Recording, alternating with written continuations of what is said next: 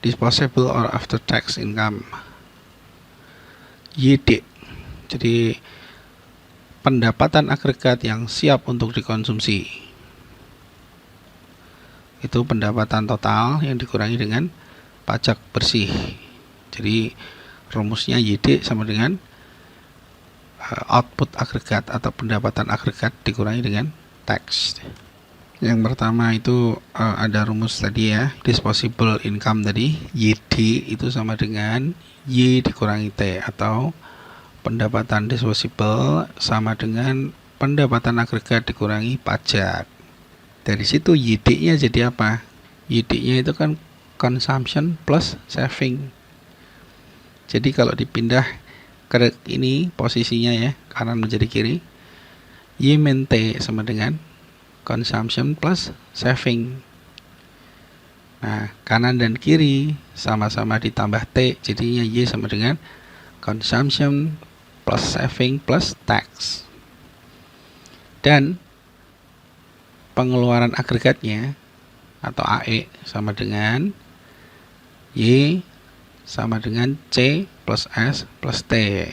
Ada istilah budget deficit, perbedaan antara yang dibelanjakan pemerintah dan pajak yang dikumpulkan. Jadi kalau belanjanya lebih besar daripada pajak yang dikumpulkan dalam satu periode, maka dia defisit. Kalau dia pajaknya lebih besar daripada belanjanya, berarti dia surplus. Nah, itu rumusnya budget deficit, tanda mutlak ya, identitas atau sama dengan G min T. Nah, berarti bisa ini dong, bisa defisit, bisa surplus. Kalau defisit gimana? Kalau G-nya belanjanya lebih banyak daripada pajak, maka dia akan pinjam uang tuh ke masyarakat. Dalam bentuk apa? Surat berharga, surat Bank Indonesia ya, SBI atau ORI, atau pinjam ke bank perbankan kayak gitu. Tapi kalau pajaknya lebih besar, maka dia surplus, jadi tidak perlu utang. Berikutnya adalah menambahkan pajak pada fungsi konsumsi. Kemarin sudah dibahas ya. Rumusnya itu fungsi konsumsi adalah C sama dengan A plus B kali Y, ya kan? Masih ingat ya? C itu fungsi konsumsi ya. A kemarin apa? Awal ya, awal dari slope-nya. B itu slope, Y itu pendapatan agregat. Masih ingat ya? Nah, itu kalau pajak dimasukkan, maka dia rumusnya menjadi C sama dengan A plus B kali YD. Udah bukan Y doang lagi, tapi disposable income. Jadi harga atau pendapatan ini ya, pendapatan agregat yang sudah dikurangi pajak, di breakdown lagi menjadi C sama dengan A plus B dalam kurung dikalikan pendapatan agregat yang sudah dikurangi dengan pajak penghasilan ya dalam hal ini. Jadi mulai sekarang, sejak diberlakukannya pajak, dimasukkannya unsur pajak dan pemerintah, ini belanja pemerintah ke dalam output agregat dan pendapatan agregat ini, maka fungsi konsumsi itu tergantung bukan lagi kepada pendapatan agregat yang Y, tapi tergantung pada disposable income alias pendapatan agregat yang sudah dikurangi tax atau pajak ya. Lalu bagaimana dengan investasi? Pemerintah bisa mempengaruhi perilaku investasi melalui perlakuan pajaknya atas depresiasi dan kebijakan pajak lain. Investasi itu mungkin juga bervariasi menurut kondisi ekonomi dan tingkat bunga seperti yang akan kita lihat nanti ya. Untuk tujuan kita saat ini, kita asumsikan bahwa investasi yang direncanakan itu adalah otonom atau tidak terpengaruh gitu ya. Rumus dari equilibrium output yang baru, kalau kemarin kan Y sama dengan C plus I ya.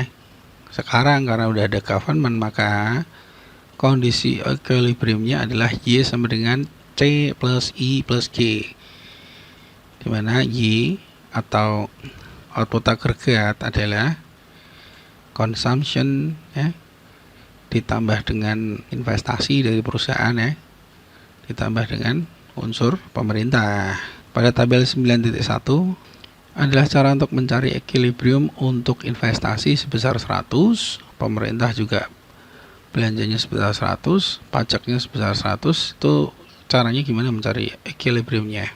Pada kolom pertama ada apa? Output ya. Output atau income. Jadi output agregat atau pendapatan agregat yang belum dikurangi tax ya. Di ini ada pajak ya, PPh maupun pajak yang untuk perusahaan. Nah, di kolom ketiga ada konsumsi yang pendapatan yang siap dikonsumsi. Yang keempat ada belanja konsumsi. Yang kelima ada nabung ya, selain yang dikonsumsikan. Yang keenam adalah I atau investasi yang direncanakan oleh perusahaan atau firms. Yang ketujuh belanja negara. Yang kedelapan ada pengeluaran agregat yang direncanakan. Yang kesembilan ada perubahan persediaan yang tidak direncanakan. Perubahan persediaan yang tidak direncanakan itu adalah kondisi saat untuk merespon perubahan yang ada pada output atau income ya, yang merupakan dampak dari belanja atau konsumsi masyarakat atau belanja dari pemerintah.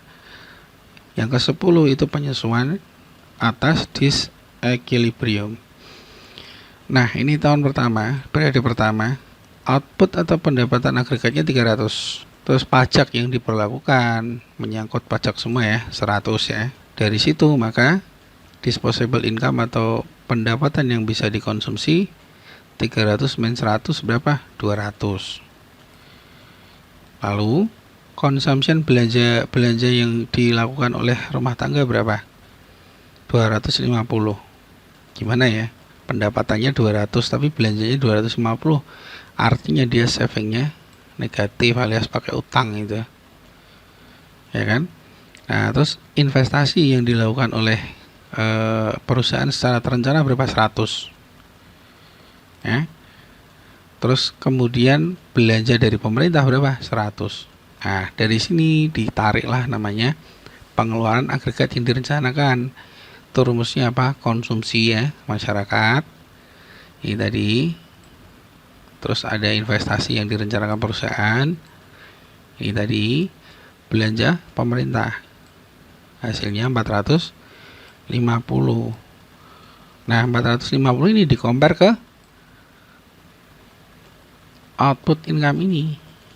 Dia pengeluarannya atau belanja macam-macamnya ya. Intinya uang keluar itu 450. Padahal outputnya dia 300. Dia menciptakan produk GDP-nya itu 300, tapi belanjanya 450. Berarti dia harus ngambil persediaan kan. Sebanyak berapa? 150 kan. Nah, rumusnya ini. Y dikurangi penjumlahan dari 3 unsur pengeluaran agregat terencana. Hasilnya minus 150. Bisa dipahami ya. Nah, cara menyesuaikannya agar equilibrium gimana? Ada yang tahu? Syarat equilibrium apa? Y sama dengan AE ya. AE itu apa? AE itu ini. Y harus sama dengan 450. Berarti yang dinaikkan apanya? Biar sama. Outputnya dinaikkan sebesar 150 biar sama. Tuh terus dilakukan sampai akhirnya tercapai pada periode kesekian ya, dimana output income Y-nya itu Y-nya 900 ya. Terus kemudian AE-nya 900, udah sama ya. Dari situ diperoleh posisi equilibrium. Dengan kata lain, pemerintah itu harus menciptakan kondisi ya, kondisi di mana perusahaan itu outputnya bisa menghasilkan 900 per periode. Dalam menciptakan kondisi itu tadi, menciptakan output yang sebesar 900 miliar tadi, misalnya 900 miliar. Apakah semudah itu? Apakah apabila kita mengontrol salah satu ya di antara Y dan AE itu yang terpengaruh hanya satu saja. Misalnya menggunakan unsur belanja. Namanya ingin meningkatkan output itu kan berarti kan meningkatkan belanja kan. Agar apa? Agar pihak swasta atau perusahaan itu menciptakan produk lebih banyak gitu kan. Produknya hanya 700, dia nggak bisa equilibrium. Ayo dong bikin ini produk lagi 200 lagi biar tercapai angka 900 sehingga equilibrium kan gitu. Caranya gimana? Ada dua cara. Yang pertama, negara itu menambah belanjanya. Yang kedua, negara itu mengubah pajak. Nah, yang pertama akan kita bahas itu ketika dengan konsep negara menambah belanjanya. Dengan dia menambah belanja, otomatis dia menyuruh pihak perusahaan untuk memproduksi lebih. Nah, ketika diangkatkan satunya, apakah titik sebelah yang AE itu akan tidak berubah? Tidak seperti yang diharapkan. Ketika pemerintah itu menambah belanja, otomatis outputnya juga akan meningkat. Tapi di sisi lain, output meningkat itu butuh tenaga kerja lebih banyak dan investasi lebih banyak. Dia juga akan meningkatkan AE ya. C plus I plus G itu akan meningkat juga. Sehingga ada efek domino atau multiplier di sana. Dan sulit untuk disesuaikan kapan tepatnya agar tercipta equilibrium. Jadi kondisi awal itu pada garis slope biru yang 45 derajat ya, dengan fungsi yang normal C sama dengan 100 plus 0,75 YD atau Y dikurangi teks ini. Terus kemudian saya seperti yang saya tadi ceritakan, ada penambahan belanja dari negara ya, 200 misalnya, dikatakan kenaikannya 200, maka dia slope-nya akan naik dan akan membentuk equilibrium output atau income yang baru, dimana pada garis yang merah hati ini itu akan tercipta Y sama dengan AE ya, atau Y sama dengan C plus I plus G. Nah, yang dimaksud dengan kebocoran di sini apa? Pemerintah tuh ngambil pajak neto kan dari aliran pendapatan ya, itu suatu kebocoran namanya. Terus kemudian tabungan rumah tangga juga mendapatkan bunga, itu juga kebocoran juga. Nah, jika kebocoran yang ada pada saving dan tax itu dijumlahkan ya, sama suntikan atau kebocoran yang direncanakan I plus G itu sama. Jadi jika S plus T itu sama dengan jumlah dari I plus G, maka dia tercipta equilibrium juga. Ini pendekatan kebocoran tadi. Rumusnya S plus T sama dengan I plus G. Angka pengganda belanja pemerintah itu merupakan rasio perubahan dalam tingkat equilibrium output terhadap perubahan dalam belanja pemerintah. Tabel 9.2 ini berdasarkan tadi yang sudah dijelaskan untuk menemukan equilibrium setelah belanja pemerintah sebesar 50 miliar. Nah, awalnya mula-mula ini ya, kurvanya seperti ini. Equilibrium outputnya di angka 900 ya. Terus kemudian ada peningkatan belanja pemerintah ya sebesar 50. Adanya peningkatan belanja dari pemerintah sebesar 50 itu menyebabkan pergeseran slope ya, sehingga menciptakan pengeluaran agregat terencana itu yang baru. Tapi untuk mengembalikan equilibrium ya, itu diperlukan ini berapa, output berapa jadinya. Nah, untuk melihat ini kita kembali pada rumus MPS ya.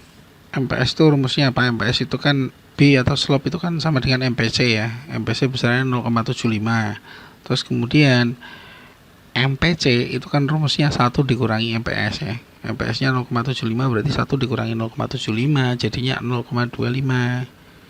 Multipliernya adalah 1 per MPS.